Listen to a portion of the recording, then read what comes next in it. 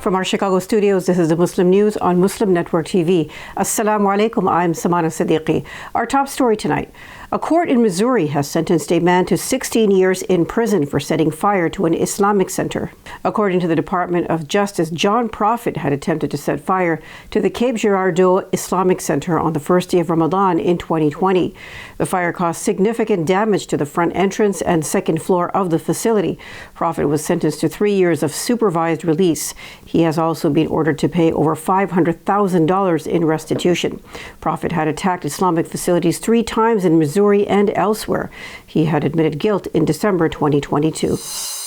A federal appeals court has ruled unconstitutional a Mississippi state law that permanently disenfranchised people with certain criminal records. The law was passed in 1890 by white lawmakers during the Jim Crow era.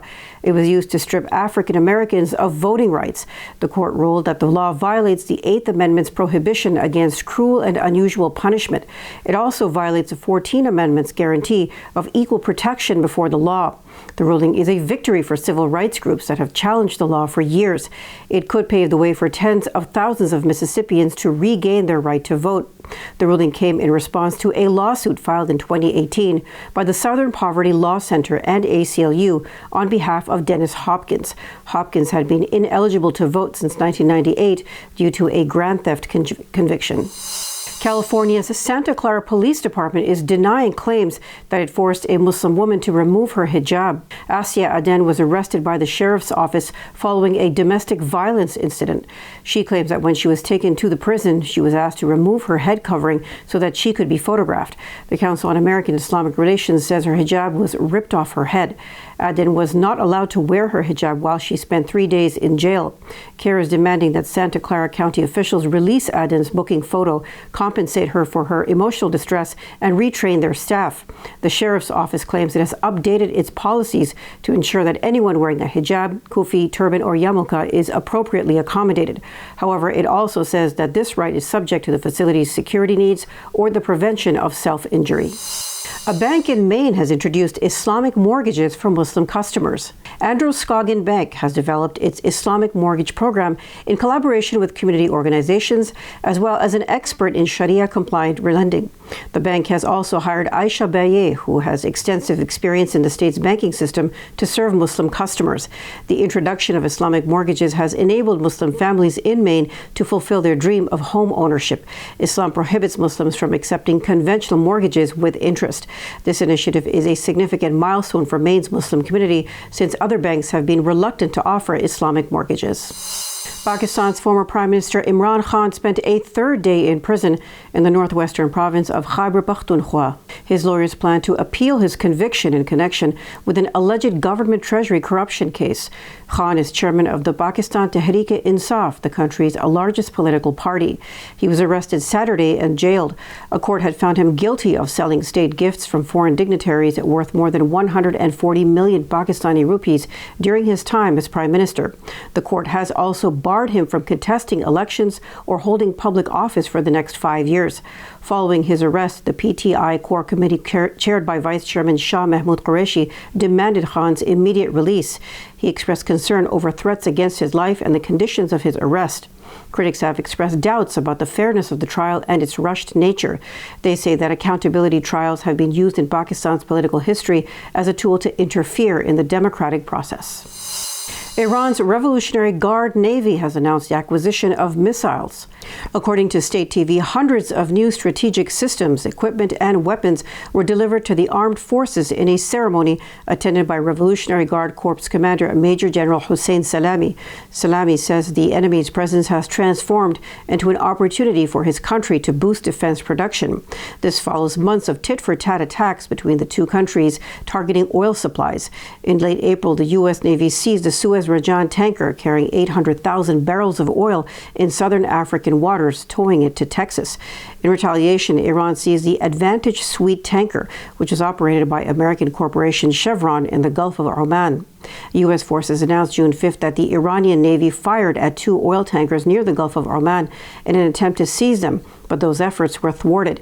In an August 3rd report in U.S. media, the Pentagon claimed it was preparing to deploy armed sailors and Marines on ships in the Strait of Hormuz in response to Iran's actions. We're bringing more news stories after the break, so stay tuned and we'll be right back.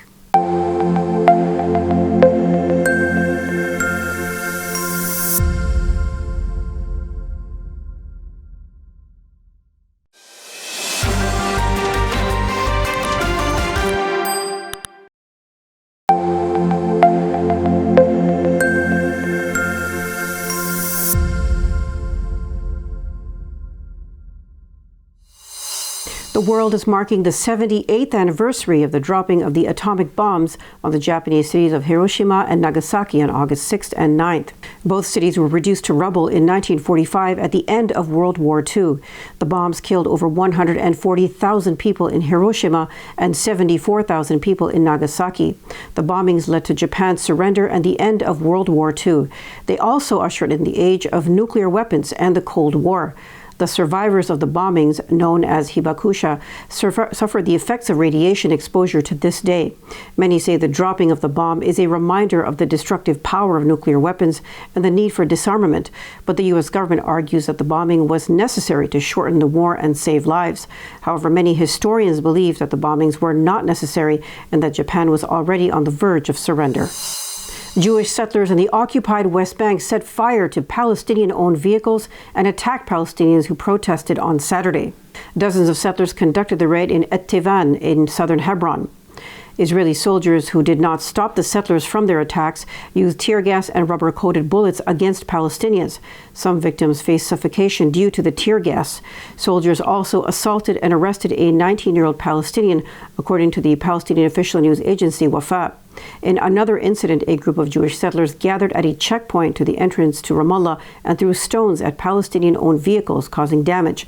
Israeli soldiers also opened fire on a vehicle at the entrance of the city, causing damage. The West Bank has witnessed frequent raids and attacks by Jewish settlers under the protection of Israeli forces throughout the year. An Indian court has ordered a halt to the demolition of Muslim homes in a suburb near the capital, New Delhi. The Joint High Court of the states of Haryana and Punjab asked authorities to stop the demolition work. According to media reports, over 300 shanties and 50 cement buildings have been demolished in the past 4 days. Authorities blame the owners of these houses for the clashes that broke out in the area last week. The clashes took place in the Muslim-majority Noor district during a procession of right-wing Hindu groups last Monday.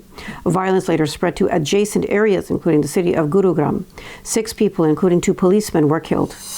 The Danish government's intention to explore legal options to stop Quran burning incidents faces political and social hurdles.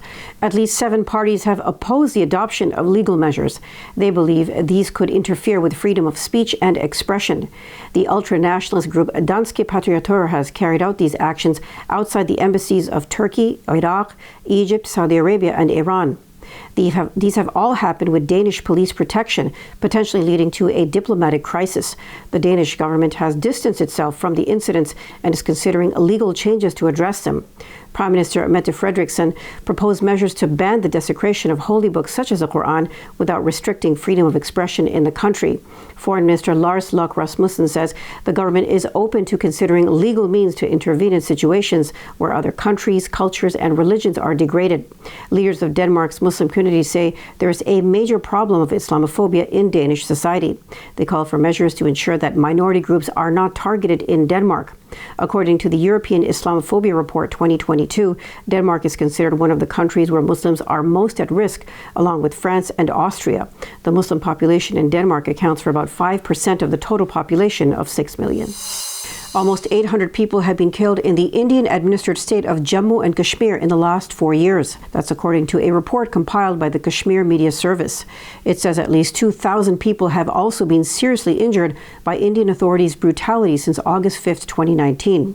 That was when India annexed the region and divided it into 2 central administrative divisions. According to the report, most of the victims were killed in fake encounters and in custody. It also says that Jammu and Kashmir has been turned into an open-air prison. Senior leader and cleric Mirwais Umar Farooq has been under house arrest in the capital Srinagar since 2019. Many others have died in custody. Over 4,000 people have been detained under various laws. The report also says that India's Hindu nationalist government has been confiscating the properties of resistant leaders on one pretext or another. The government is also changing the region's electoral demography. This is to give Jammu and Kashmir's Hindu minority an electoral advantage over the Muslim majority. The report called this blatant electoral apartheid. 2 Milwaukee women have been charged with hate crimes. This is after they were caught on video attacking 2 Muslim women in hijab on July 30th. The Muslim women say they were attacked because of their appearance. The victims say Miracle Reed and Peyton Smith approached their picnic table and asked them if they had a problem. When the victims answered in the negative, one of the women put one of the victims in a headlock and began hitting her on the head. The other woman punched the other victim in the back of the head and neck. The attack was captured on cell phone video, which shows one of the attackers throwing several punches. Police arrived on scene and arrested Reed and Smith. Reed has been charged with aggravated assault, disorderly conduct, and bail jumping, and Smith with assault and disorderly conduct. Milwaukee community leaders have condemned the attack and called it a hate crime while demanding justice for the victims. That's all from our Chicago studios tonight. Thank you for tuning in. You can subscribe to our YouTube channel and hit the bell icon for the latest updates. For more content, keep watching Muslim Network TV or visit muslimnetwork.tv. Salam and good night.